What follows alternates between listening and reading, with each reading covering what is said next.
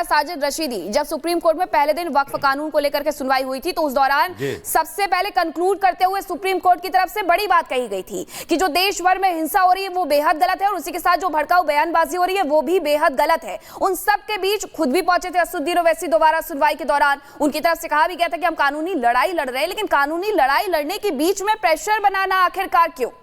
Court ने कहा है ना कि 7 दिन के भीतर हम सुनेंगे, उसके बाद 5 दिन आपको भी मिलेंगे, आप भी आकर के जवाब दाखिल करिए। तो क्या रुका नहीं जा रहा है? देश में और माहौल खराब करना चाहते हैं? मैं उसी बात को कह रहा हूं कि ये बैरिस्टर हैं, वकील हैं, इनको कोर्ट की गरिमा का पता होगा कि जब मामला कोई भी कोर्ट में लंबित होता है तो फिर सड़कों पर नहीं उतरा जाता। सड़कों पर तो जब उतरा जाता है जब कोर्ट भी ना सुने, सरकार भी ना सुने, तो सड़कों पर उतरने की नौबत आती है।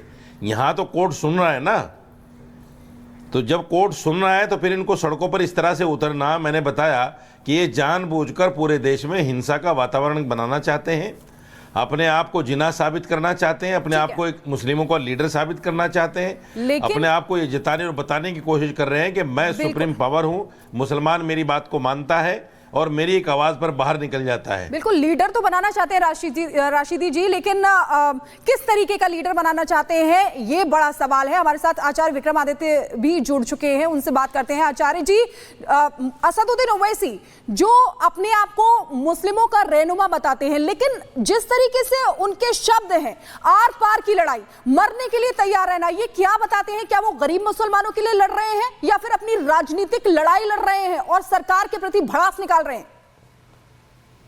बिल्कुल सही बोल रहे हैं, आर पार की लड़ाई है, बिल्कुल उनकी आर पार है, क्योंकि इस प्रकार से उन्होंने वक्फ बोर्ड की लैंडों पे कब्जा कर रखा है। अगर उन्होंने इस कानून का विरोध नहीं किया तो वही बर्बाद हो जाएंगे। इस वक्त तथाकथित तौर पर मुस्लिम पर्सनल लॉ बोर्ड के जितने भी बड़े बड़े पदाधिकारी रहे हैं और 70 साल तक आजादी किए, ये 1955 के बाद जितने भी वक्फ बोर्ड के बड़े बड़े अफसर रहे, उन सब ने नाजायज कब्जे, उन सबके पास नाजायज कब्जों की लैंड है। दिल्ली के अंदर आप देखिए इतना बड़ा होटल बना दिया, 154 रुपए का लीज मनी दे रहे हैं और करीब 40 करोड़ रुपए खुद खा रहे हैं। हैदराबाद के अंदर इतना बड़ा मॉल बना हुआ है और आज देश के कुछ ऐसे लोग हैं कि जो उनके साथ जो उनके साथ खड़े हो गए। यहाँ भी आप देखिएगा, अभी चैनल के अंदर बहुत सारे लोग होंगे तो उनके साथ खड़े हुए उनकी बातें करेंगे। आज बड़ी अच्छी बात है कि हमारे साथ ओवैसी जी जो है, हमारे साथ रशीदी जो है, वो इस बात को समझ रहे हैं, लेकिन अभी भी है इस देश के अंदर कुछ लोग जो इस तथ्य को समझ नहीं रहे हैं और अभी भी उनके साथ घूमे जा रहे हैं। उनको आवश्यकता है कि हम समझे उस बात को और इस देश की वास्तविकता को। अभी जो स्थिति है वो बड़ी विचित्र बनी हुई है। बिल्कुल, मैं वापस आपके पास यहाँ पर लौटूंगा, विक्रमादित्य जी वापस आपके पास यहाँ पर लौटूंगा। सैयद जवाद भी हमारे साथ यहाँ पर जुड़ गए। सैयद जवाद साहब, आचार्य विक्रमादित्य बड़ी बात कह रहे हैं। वो कह रहे हैं कि 2 तरीके हैं जिसके लिए इस वक्त ये लड़ाई लड़ने की कोशिश असदुद्दीन ओवैसी कर रहे हैं, 2 तरीके से बर्बाद हो रहे हैं। वो कह रहे हैं कि एक तो वोट बैंक है जो हाथ से खिसक रहा है, उसके लिए ये बयानबाजी हो रही है, और दूसरा जो रशीदी साहब ने भी कहा, उन्होंने कहा कि जो वक्फ बोर्ड की जमीन हाथ से खिसक गई है उसे भी बचाना है और उसके लिए ये सब हो रहा है। और उसके लिए कहा जा रहा है कि मरने मारने के लिए तैयार रहिए, उसके लिए शहीद होने के लिए तैयार रहिए।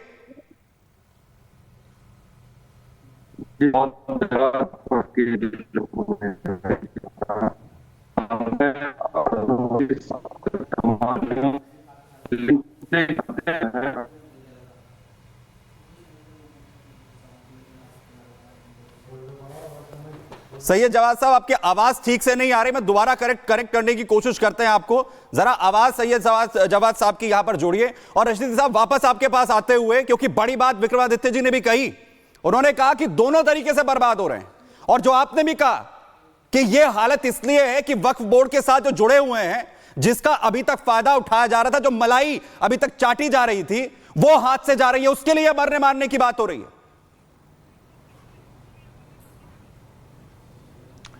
नहीं, देखिए, मैंने तो पहले ही कही है ये बात कि ये लड़ाई इसलिए लड़ी जा रही है क्योंकि उनके पास बहुत सारी लैंड है वक्फ बोर्ड की। उनको डर है कि ये कानून इम्प्लीमेंट होगा तो सबसे पहले जांच होगी, वो ज़मीन वापस ली जाएगी।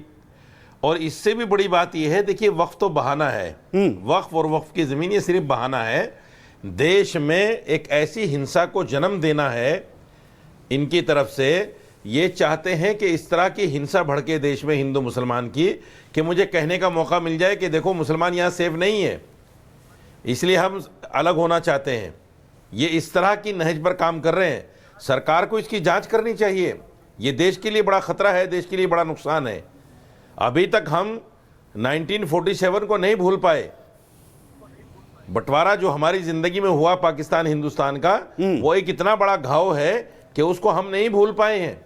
इसलिए हम दोबारा इस तरह का माहौल नहीं चाहते भाई। रशीदी जी, और अब ऐसा होगा भी नहीं। रशीदी जी, अब ऐसा होगा भी नहीं। अगर कोई ये सोच करके बैठा है कि अपने नफरती बयान से, अपनी नफरती राजनीति से फिर से देश को तोड़ेगा, फिर से देश के टुकड़े करेगा, तो अब ये नहीं होने वाला। सैयद जवाद का एक बार फिर से रुख कर लेते हैं। सैयद जवाद, संविधान की रक्षा करो, वक्फ की रक्षा करो। संविधान के अंदर बना हुआ कानून मानना नहीं है तो संविधान की रक्षा कैसे करेंगे? खुद सड़कों पर उतर कर प्रदर्शन कर रहे हैं, पहली बार नहीं है। सीएए एनआरसी आया तब भी सड़कों पर उतरेंगे, 3 तलाक हटाया जा रहा है तब भी सड़कों पर उतरेंगे। आखिरकार मुस्लिमों को भड़काने वाली राजनीति की क्यों जाती है नेताओं की तरफ से? जी बहुत बहुत धन्यवाद आपको और आपके सभी दर्शकों को मेरा जय हिंद, जय संविधान। सही कहा आपने कि मुसलमानों की राजनीति इस देश के अंदर कौन कर रहा है, मुसलमानों को भड़काने की बात कौन कर रहा है, और सुप्रीम कोर्ट को धमकाने की बात कौन कर रहा है, और सुप्रीम कोर्ट के जजों को धमकाने की बात कौन कर रहा है। जवाद साहब, अगर बची जवाद साहब, होल्ड डाउन, मुझे अपनी बात रखने दीजिए, फिर अपनी बात करिएगा। आपका सवाल हो गया, जवाब सुनिए। इस देश के अंदर लोग सुप्रीम कोर्ट के अंदर हलफनामा दे करके और बड़े बड़े चीफ मिनिस्टर हलफनामा दे करके, संविधान की शपथ लेकर के 6 दिसंबर 1992 के अंदर जो हुआ और उसके बाद आज तक जिसकी हम भुगत रहे हैं, वो नजीरें तो कहीं देखने को नहीं मिलती।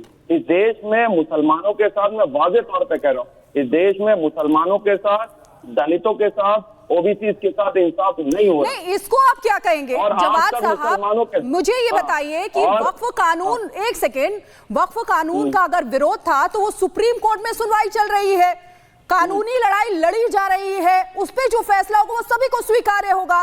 लेकिन इसको आप क्या कहेंगे? सीधे शब्दों में मैं बोल रही हूँ, आर पार की लड़ाई का मतलब क्या है? मरने के लिए तैयार रहे, इसका मतलब क्या है? मैं आपसे पूछना चाह रही हूँ, बताइए। आर पार की लड़ाई का मतलब ये है कि हमको संवैधानिक तौर पर सरकार की मुखालफत करनी होगी, सड़क से लेकर के सदन तक और सदन से लेकर के आम जनमानस तक। और कानून के विरोध में शहीद होने के क्या मायने हैं? अगर वो ये कहते हैं कि कानून के विरोध में हमें शहीद होना है तो इसके क्या मायने हैं? हाँ, बोलने दीजिए एक सेकंड। मैं कह रहा हूँ देश के मुसलमानों को जेल भरो आंदोलन की तैयारी करनी होगी। जिस तरीके से गांधी जी ने, जिस तरीके से पंडित जवाहरलाल किसान आंदोलन, जिस तथाकथित किसान आंदोलन का आप जिक्र कर रहे हैं जवाद साहब, वो जिस तथाकथित आंदोलन का आप जिक्र कर रहे हैं, लाल किले पर क्या हुआ था जवाद साहब? क्या हुआ था जो है लाल किले के ऊपर? क्या हुआ था? पूरी बात, अरे मौका दे रहा हूं सर, पूरी कथा थोड़ी सुनेंगे। आप जो कह रहे हैं, आपने कहा कि आर पार की लड़ाई होगी जवाद साहब, आप कह रहे हैं, हम ये पूछ रहे हैं कि आर पार की लड़ाई का मतलब क्या है? क्या मतलब है शहीद होने का? जब देश की संसद से अगर कानून पारित होता है, उस पर आखिर क्या आप ये कहेंगे कि हमारा एक तरफ तो सुप्रीम कोर्ट के अंदर कितने कानूनों को लेकर, क्या हर कानून की जो है इस देश के अंदर अगर संसद है वहां से कानून पारित हो रहा है तो उसे स्वीकार क्यों नहीं किया जाएगा? देश के गृह मंत्री ने कहा कि देश की संसद का कानून है, मानना पड़ेगा, उसे स्वीकार करना पड़ेगा, लेकिन उसके बाद सड़क पर खड़े होकर यह कहा जाता है कि हम आर पार की लड़ाई लड़ेंगे, हम वो हालात कर देंगे जो इससे पहले किसान कानूनों के साथ जो है हुआ है, हम ये कर देंगे कि शहीद हो जाएगा। उसका क्या मतलब है? रिजवी साहब हमें यहां पर ज्वाइन करना है। जवाद साहब वापस आपके पास लौटूंगा। रिजवी साहब, क्या मतलब है आर पार की लड़ाई का? क्या मतलब है शहीद होने का? 1992 का जिक्र जो है सैयद जवाद साहब कर रहे हैं, वो कह रहे हैं कि 1992 में जो शहीद हुआ था वो शहीद अब भी कहते हैं, उन्हें अब भी स्वीकार नहीं है देश के जो है कानून से, जो देश की संसद, जो देश की जो है अदालत ने किया। यानी जो स्वीकार होगा, जो अपने हक के लिए होगा, चाहे वो सुप्रीम कोर्ट से आए, चाहे वो संसद से आए, वही मानेंगे सिर्फ। रिजवी साहब, बहुत बहुत शुक्रिया। एक जैन मंदिर अभी गिराया गया है और वहां जाकर के देख लीजिए क्या हालात हैं, लाखों लाख जैनी निकल आए।